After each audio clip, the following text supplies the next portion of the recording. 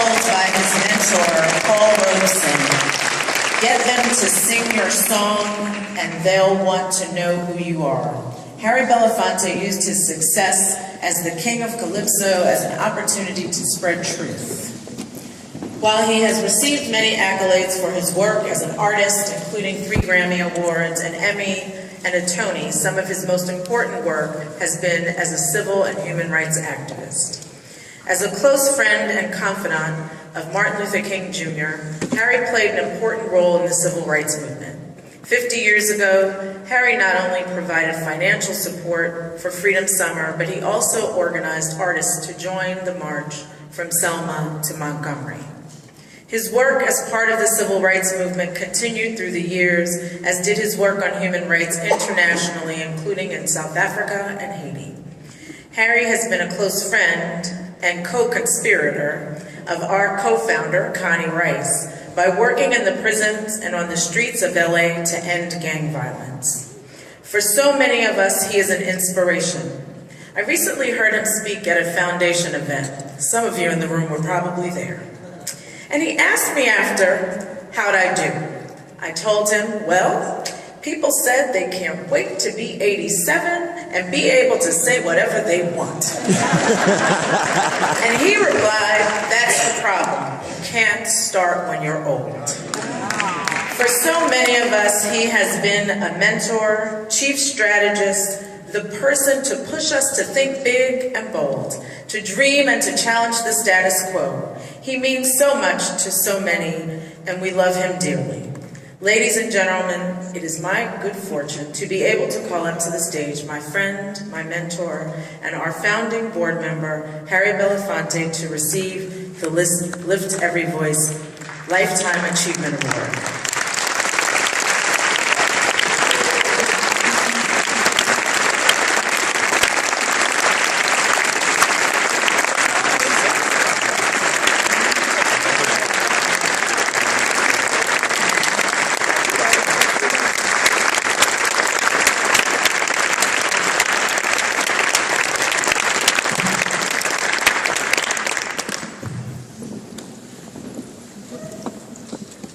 Thank you very much.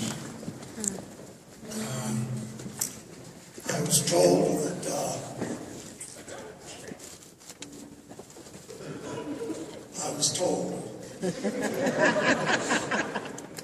under the threat of bodily harm,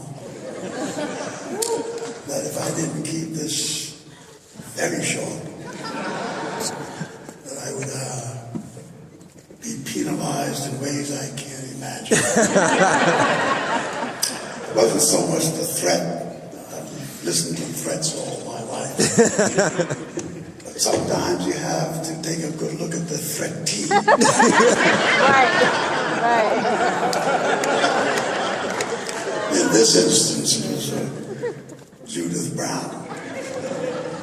And I'm going to abide by how I was instructed. By just saying that this evening means more to me than most of you would be able to understand.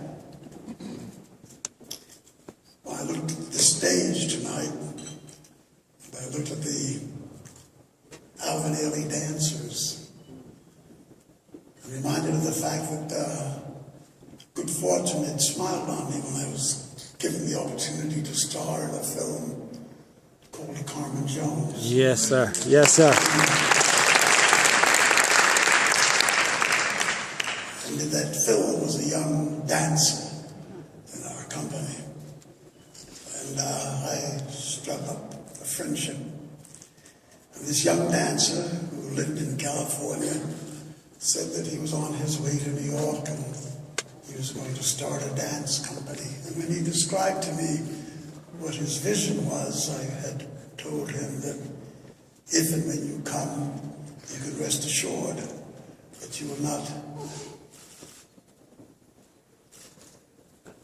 be threatened by the absence of resources. And so that's how my friendship with Alvin Ailey started. Forming the Alvin Ailey Company. sit here tonight to see Alvin Ailey Company 2 perform. I was deeply moved by the fact that once again the investment in something that needed to be continues to yield the beauty of the investment, the spiritual, the moral, the human investment.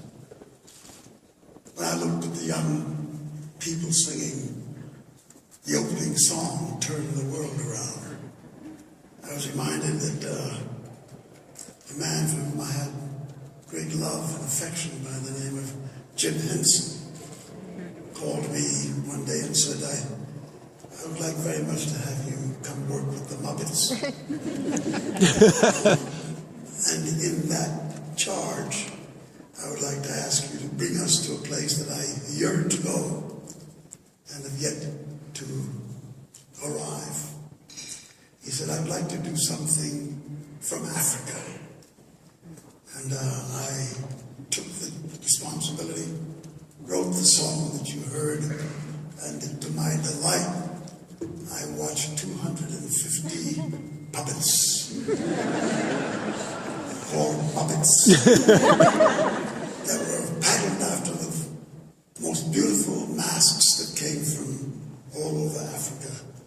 And for a brief moment, we talked about who we are and what we should want the world to be.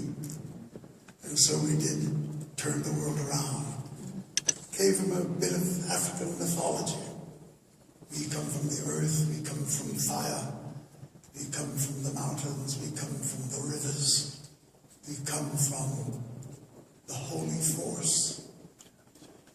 And it is up to us to take that gift and to turn it into a ceremony and a celebration of how wonderful it is to have been given the gift of life. I'm deeply grateful to the Advancement Project for what it does.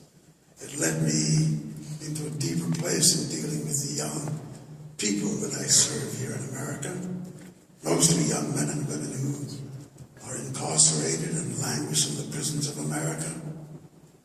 When young people say to me, how fortunate you were that in your time you had so many symbols that you could visually see and physically touch, that became the target for your cause. You had signs that said, no color allowed. You had laws that said you cannot vote. You had laws that said you cannot live here, or study here, or work here. And I said, well, if you call that good luck, and you see that as an illustration of good fortune, because we were inspired by the things that were so visibly present to us, then I say you have the greatest reward of all. Because what we did not have was that we did not have over 2 million young men and women incarcerated. You have more to work with than we did in our time. So when you say to me, what do we do and where do we go to do it? I said, every day that you open your eyes or see a moment is a time for realization that around you see a world in chaos. You see a world searching for its moral center. I will close by making an observation that the last time I spoke with Martin King was in my home. We had come together to strategize on what to do with the Poor People's Campaign, what to do with this next level of our movement. We had come to a place where it was no longer just about race, it was no longer just about better wages. It was about the soul of America. And all people from everywhere came together. Native Americans came to our to our side. Women were awakened in a new way. So many came together for the cause of Tent City, the cause of poverty. The one thing that Dr. King felt that if we could change mechanisms of poverty, we would perhaps be striking the greatest blow of all. If you end poverty, it is quite possible we could see the light at the end of the tunnel to end the issues of race. He came back that day from New Jersey, and he looked quite distracted and disturbed. And when we were sitting in the room, all of us, a small number, asked him what was the matter. He said, "We've worked hard and long for integration, but I'm afraid I've come to a realization, and that is that the thing that we have fought most to do, to become integrated into this America, I've come to believe that we are integrating into a burning house." And with that rather prophetic remark, we paused a moment, and then I asked him, "What would you have us do in the light of such a thought? What shall we become?" And without much hesitation, he said, "Harry, we're just going to have to become firemen."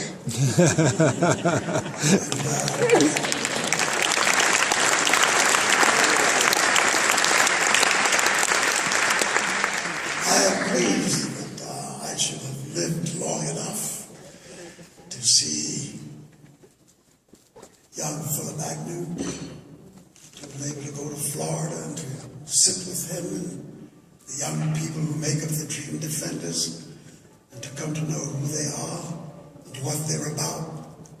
They reminded me so much of Julian Bond and so much of John Lewis and Diane Nash. One thing that the young people in Florida had with all of these other people was that no one was older than 22. Julian Bond was 20. John Lewis was 19. Diane Nash was 17 and a half, and with John, nobody had ever heard of these people. As a matter of fact, very few people in the world had heard of anybody who made up the civil rights movement. Nobody had ever heard of Rosa Parks. Nobody had ever heard of Dr. King, Martin Luther King Jr. So when people say to me, "Oh, where are the young? Where are the leaders that we need today?" I said, they're in exactly the same place they were when we needed them before. They're in our villages. Yes, sir. Yes, sir. Yes, sir.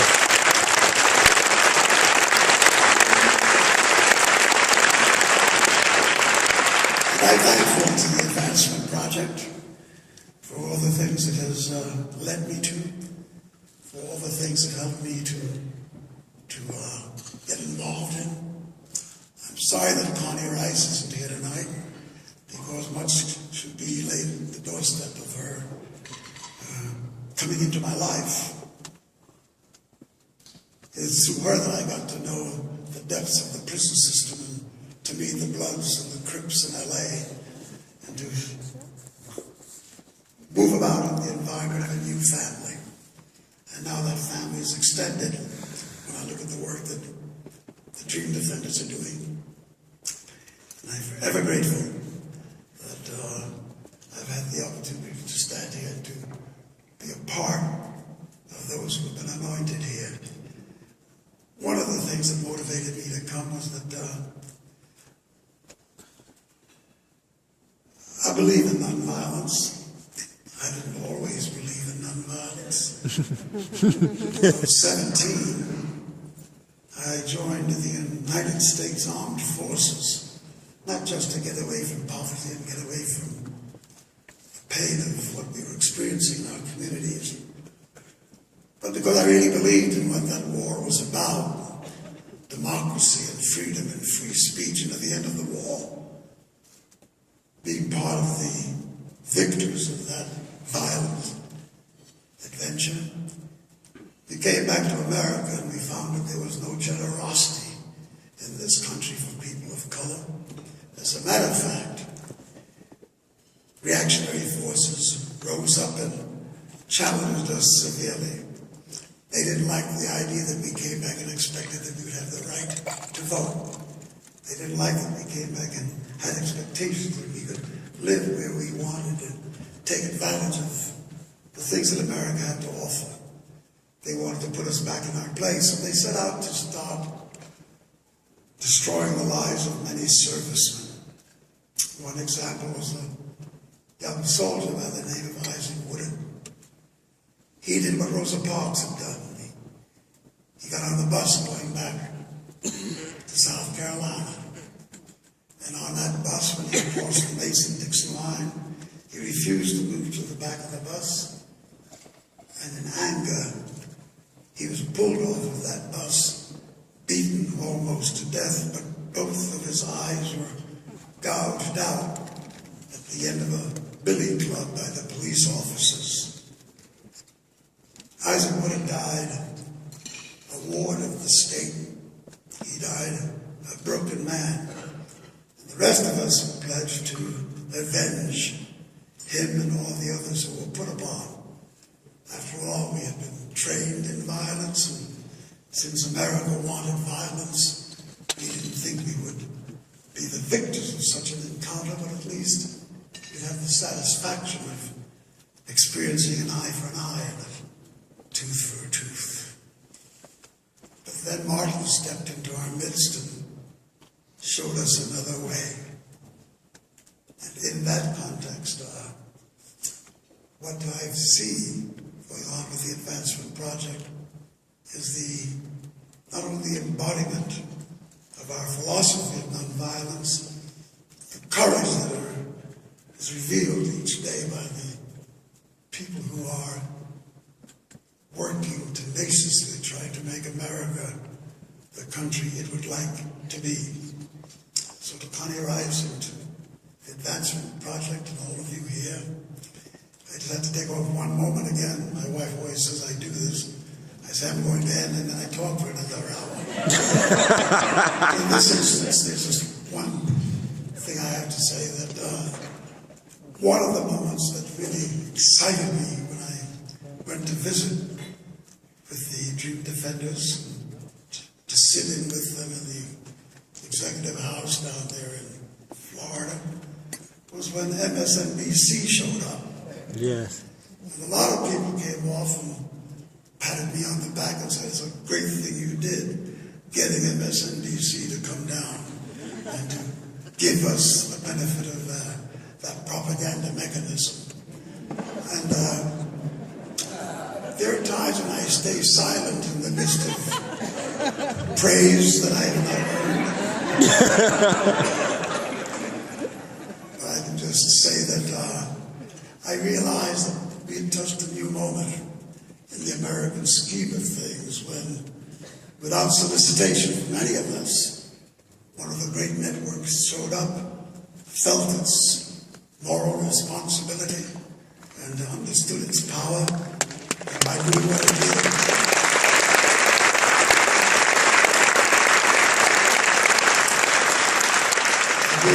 gave the Dream Defenders a platform that it may not otherwise have realized so early in the struggle. So I want to just take a moment out and say thanks to MSNBC and to many of the participants of that network who are here tonight. And to say also to Reverend Barber, I told Dr. King when I first met him, before I can commit myself to the cause you've spoken about, we were sitting in the basement of a church. And I said,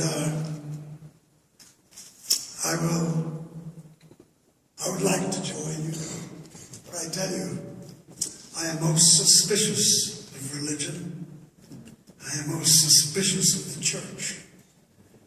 because that was things that I've experienced in the name of the church have been extremely painful. I was born a Catholic, raised a Catholic, and I was the victims of many things that are evil about some in the Catholic Church. And I turned away from that institution, knowing that although I wanted to believe, I could not believe in the church. And Martin said to me after he heard my point of view on the subject, he said to me then, Mr. Belafonte, I want to ask you something. He says, you don't believe in the church, but tell me, do you believe in God? And I said, yes, I do. Because I believe in the teachings of the philosopher, Jesus Christ. It is with his philosophy and Gandhi and Dr. King that I have found my own moral compass. Because of that, I am deeply rooted in the moral power of the cause. And then he said at the end of that, he says, well, I tell you something, we're going to get along just fine. Just fine because while I'm wrestling with racism, I find myself in a greater struggle wrestling with the church. And I'd like to thank Reverend Barber for his courage, for his strength, and for what he's doing down in North Carolina. It was a very moving thing to see him and to hear him speak, like Dr. King had spoken. And I'm reborn in the belief that our cause is very much alive with young people like Philip Agnew, the Dream Defenders, with young ministers like Reverend Barber, with young women doing the things that they do with the Advancement Project, MSNBC, of course. My wife is going to get on me about this because I'm the only person in the world that listens to MSNBC at 5 o'clock, 9 o'clock, 11 o'clock, and then again listening to the same stories at 3 o'clock in the morning. Yes, sir. Thank you all very much.